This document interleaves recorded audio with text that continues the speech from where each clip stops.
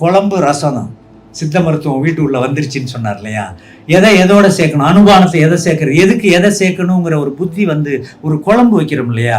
அந்த குழம்புக்கு எதை அரைக்கணும், எப்படி அரைக்கணும், எப்போ கலக்கணும், எப்போ குழம்பை கூட்டணும், எப்போ தாளிக்கணும், எல்லாம் அறிவு இருந்துச்சு இல்லையா?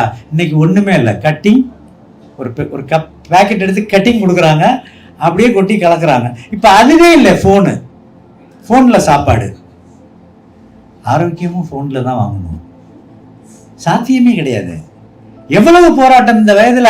ஐயா அவ்வளவு உடல்நிலையோடையும் நீண்ட காலம் நான் பேசாமல் இருந்துட்டு இன்னைக்கு வந்து பேசுகிறேங்கிறப்ப ஒரு ஆதங்கம். இந்த சமூகத்திற்காக நாம் ஆரோக்கியமாக இருக்கோம். ஐயாவும் சரி, நானும் சரி, ஐயாலாம் நாங்கள் இந்த வயதில் ஆரோக்கியமாக இருக்கோம். I am running 66. ஆரோக்கியமாக இருக்கோம். இந்த ஆரோக்கியத்தை இந்த சமுதாயம் தான் கொடுத்துருக்கு. அதற்கு எதையாச்சும் நாம் திருப்பி தரணுமேங்கிற ஆதங்கத்தில் தானே இப்படி எல்லாம் வரக்கூடிய ஒரு நிலை. வேற இங்க ஒன்றும் பெரிய நோக்கம் இல்லையே.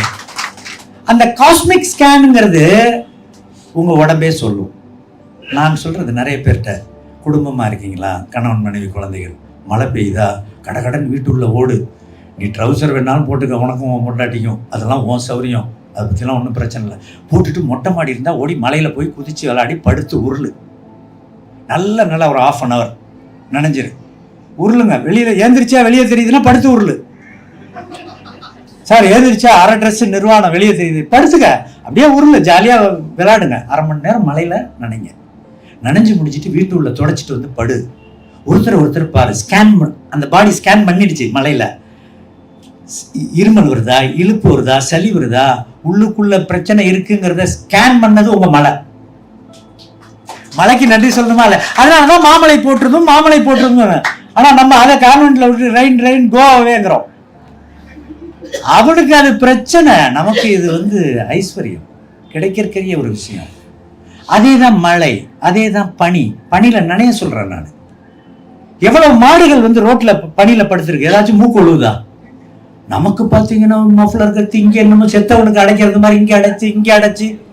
நிறைய பேர் நான் 2 வீலர்ல பாக்குறது, இங்க பஞ்சு வச்சிருப்பா, இங்க வச்சிருப்பா. எதுக்கு நீ போயிட்டு உனக்கு பஞ்சு வச்சுனாவே தெரிஞ்சு போச்சு.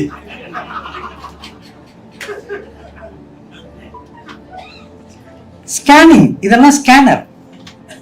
இயற்கையின் கொடை பனியால் உங்களை ரீட் பண்ணுது. மழையால், வெயிலால், காற்றால் எதையுமே ஒத்துக்கலன்னா நீ வாழ்ந்து என்ன பண்றது? டாக்டர் என்ன எனக்கு புரியல. ஒரு 3 லட்சம் ரூபாய்க்கு இன்னைக்கு ரிலீஸ் பண்ற ஒரு ஐபோனை அமெரிக்காலேருந்து உங்க வேண்டி சொந்தக்காரர் இன்னைக்கு அனுப்பிச்சிட்டாருன்னு வைங்க, வந்து இறங்கிடுச்சு, போய் வாங்கிட்டீங்க. 3 லட்சம் ரூபா மதிப்பு. வாங்கி ஒரு வாரத்தில் டிஸ்பிளே தெரியல, என்ன பண்ணுவீங்க? உடனே ஃபோன் பண்ணி எங்கே அனுப்புவீங்க? அந்த கம்பெனிக்கு அனுப்புவீங்க, ரைட்டு தானே? கம்பெனிக்கு அனுப்பல, உங்க வீட்டுக்கு பக்கத்துலேயே ஒரு ஆசாரி இருக்காரு, அவர்கிட்ட பக்கத்துலேயே இருக்காரு, அலைய வேண்டியதில்லை. இந்த செல்போனை கொடுத்து இதை என்ன பாரியான்னா அவர் 2 கால்லையும் இப்படி அணைச்சிக்கிட்டு உளிய வச்சு 2ஆ வகுந்து, நான் மிகைப்படுத்தி சொல்லல சார், பிரிச்சுட்டேன் சார், ஒன்றும் தெரியல சார்னு திருப்பி ஒட்டி கொடுப்பாரா, கொடுக்க மாட்டாரா? ஆசாரியோடைய பொட்டன்ஷியல் என்ன? இந்த உடல் என்பது இறையருளால் உங்கள் தாய் தந்தையரின் செயற்கையால் கிடைக்கற்கரிய ஒரு பிண்டம். அதனாலதான் அரிது மானிடராய் பிறத்தல் அரிதுன்னு அவை பிராட்டி பாடுச்சு. இல்லைன்னா அப்படி பாடாது. அதை ரொம்ப ஃபாரின் காரில் போறவரா இருக்காரு, பெரிய மருத்துவமனையில் வேலை பார்க்குறாரு, லண்டன் வேர்ல்பூல் யூனிவர்சிட்டியில் படித்தவர், நியூயார்க்கில் படித்தவர், கோல்டு மெடலிஸ்ட் அப்படின்னு கொடுத்தா, எனது அருமை நண்பர்களே, உங்கள் உடலை புரிந்து கொள்ள ஒரு மனிதன் யாரும் இதுவரை பிறக்கவில்லை, இனியும் பிறக்கப் போவதும் இல்லை. வாழ்வியல் ஒழுக்கம் என்பதை ப்ரமோட் பண்றது பேர் தான் சித்த மருத்துவம், இயற்கை மருத்துவம். எதை செய்யணும், எதை செய்யக்கூடாது. இன்னொரு கேள்வியும் உங்களை கேட்க பிரியப்படுறேன். காலையில், அதுவுமே ஒரு நண்பர் பேசினாங்க, காலையில் சூரிய உதயத்திற்கு முன் 3:30 4க்கு பின் 5:30க்குள் எழுபவர்கள் யாரும் இருந்த கை தூக்குங்க. இவர்களுக்கெல்லாம் நோய் வரும், வந்து விருந்தாளி போல் போய்விடும். மற்றவர்களுக்கெல்லாம் நோய் வரும், வீட்டுக்காரர் போல் தங்கிடும். அப்படின்னா என்ன அர்த்தம்னா, நான் ஐடியாலஜி பேசல, நான் துவக்கத்திலே சொன்னேன், என்னுடைய பிலீஃப் ஐடியாலஜி பேசல, சயின்டிபிக் ஃபைண்டிங் இருந்தா மட்டும்தான். அந்த O3 பத்தி பேசினாங்க இல்லையா, மிக அருமையா சொன்னாங்க இல்லையா. பிரம்ம முகூர்த்தத்துல சூரிய ஒளிக்கு முன்னாடி எழுதும் பொழுது உங்கள் உறுப்புகள், glandular system, endocrine, exocrine, lymphocytes சொல்றீங்க இல்லையா, அந்த சுரப்பி மண்டலம் ஓங்கி இருக்கும், சகலத்துக்கும் நிவாரணம் கிடைச்சிடும். ஒரு புற்றே இன்னைக்கு என் உடம்புல உருவாகி இருந்தாலும் 4-4:30 நான் எழுந்தால் அதை கரைப்பதற்கான இந்த சரியான மருந்தை இந்த உடல் சுரந்து விடும். நான் எழவில்லை, உடல் வைத்துக் கொள்ளும். எலக்ட்ரிக்கல் மேக்னெட்டிவ் கரண்ட் உங்களுக்கு உடம்புல இல்லைன்னா நீங்க எதை சாப்பிட்டோம், இயற்கையாவே சாப்பிட்டாலும் பலன் கிடையாது. அந்த ஸ்பரிசம் வேணும். காலையில மண் தரையில் நடக்கணும், மாலையில் புல்தரையில் நடக்கணும். இதெல்லாம் நமது வாழ்வியல். காலையில் மண் தரையில் நடக்கணும். உடனே நீங்க பதில் அதுக்கு கவுண்டரா, சார் மண் சரியா இல்லை சார், அதுக்கெல்லாம் நான் கார்பரேஷன்ல யாரும் நான் அதிகாரி கிடையாது, நீங்க தான் செலக்ட் பண்ணணும். இல்ல நீங்க ஒரு ஏரியால மண் தரையை ரெடி பண்ணணும். மண் தரையில் நடப்பீர்களே ஆனால் உங்களது பிரச்சனை சிறுக சிறுக சிறுக குறையும். இந்த மண்ணுக்கும் உங்களுக்குமான தொடர்பு பலப்படுகிறது. மாலையில புல்தரையில கிரீன்ஸ்ல நடக்கிறீங்கன்னாவே அது சூரிய ஒளியில மிக அருமையா ஹார்வெஸ்ட் பண்ணி வச்சிருக்கு. நீங்க திருடிட்டு வந்துடலாம், அதை நீங்க ஹார்வெஸ்ட் பண்ணலாம். எப்படி தேன் நம்ம உணவு கிடையாது. உண்மையான இயற்கை மருத்துவத்தில் தேன் நமது உணவு கிடையாது. அது இன்னும் ஒரு பூச்சியின் சேகரம். நம்ம அதை விரட்டிட்டு பத்திரமா திருடிட்டு வந்துடுறோம். மன்னிக்கப்படக்கூடிய ஒரு பொருளாக தான் நம்ம மருத்துவத்தில் அதை பார்க்கிறோம். புரிகிறதா? அப்ப இந்த எர்த்தோட இந்த லொகேஷனோட நம்மளோட சேர்ந்து இருக்கக்கூடியதுல மிக மிக மிக முக்கியம் அங்கு விளையக்கூடிய பொருட்களை தான் எடுத்துக்கணும். காலையில அதுவும் சொன்னாங்க, நம்ம ஊர்ல இருக்கிற எண்ணெயை விட்டுட்டு, என் புள்ள ஃப்ரெண்டு லண்டன்ல இருந்து வர்றாங்கன்னா ஆலிவ் ஆயில் உங்கள் பாடி ரீடே பண்ணாது. அதுக்கு ஒரு புதிய பொருள் அது. ஆனா நல்லெண்ணெய், தேங்காய் எண்ணெய், கடல் எண்ணெய், ஆமணக்கு எண்ணெய், இந்த 4 வரிசை. முதலில் நல்லெண்ணெய், 2வது தேங்காய் எண்ணெய், கடலையே அதற்கப்புறம் வருகை, 3வது கடலை, 4வது ஆமணக்கு நெய் அல்லது ஆமணக்கு எண்ணெய். விளக்கெண்ணெய்னு சொல்லக்கூடாது. விளக்கெண்ணெய்னு சொல்றப்பயே அது விளக்குக்கானதுன்னு நமக்கு அது ஒரு மரியாதை வர்றதில்லை.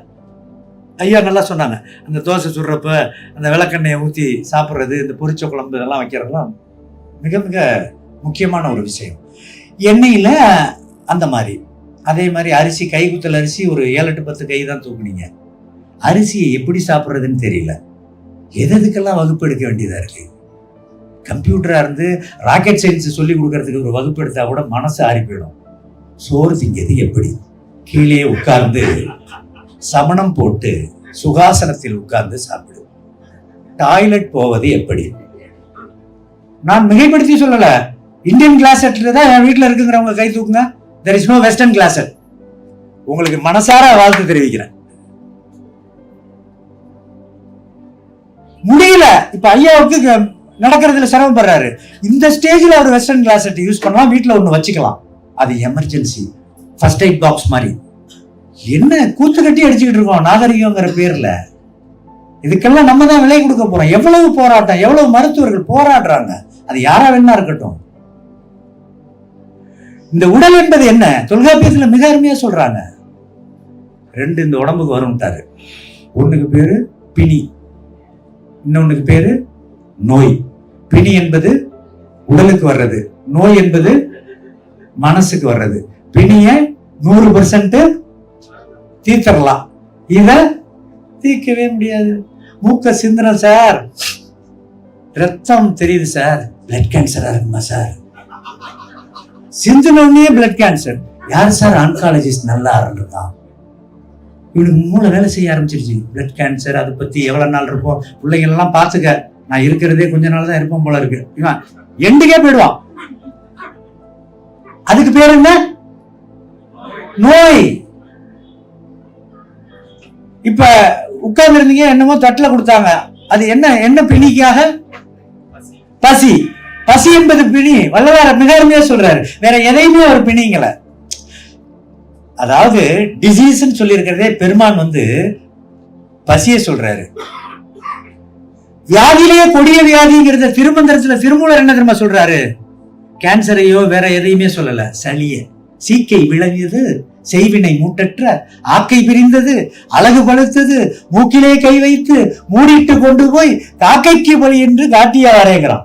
என்ன பாடல்! சீக்கை, சீக்கை என்றால் சளி. சளி பிடிக்க ஆரம்பிச்சிச்சுனாவே ரைட்டு மூக்கில் கை வச்சு மூச்சு போயிடுச்சுன்னு சொல்லி கொண்டு போய் அங்க முடிச்சுட்டு 16 நாள் காக்கைக்கு சோறு வச்சிருவானுங்கிறாரு.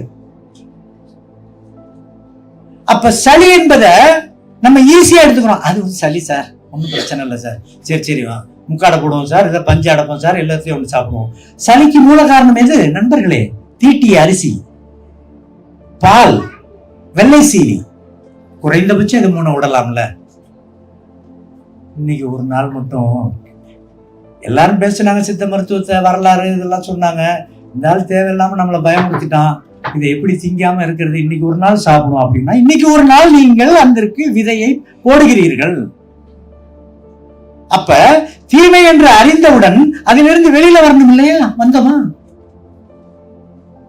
பிணிக்குதான் மருந்து தர முடியும். உங்கள் குடலில் கேன்சர் நிச்சயமாக சரி பண்ணலாம். ஆனால் அதற்கான இன்வென்டரியை நீங்க பிளாக் பண்ணணுமா கூடாதா? அது செய்ய மாட்டான் சார்.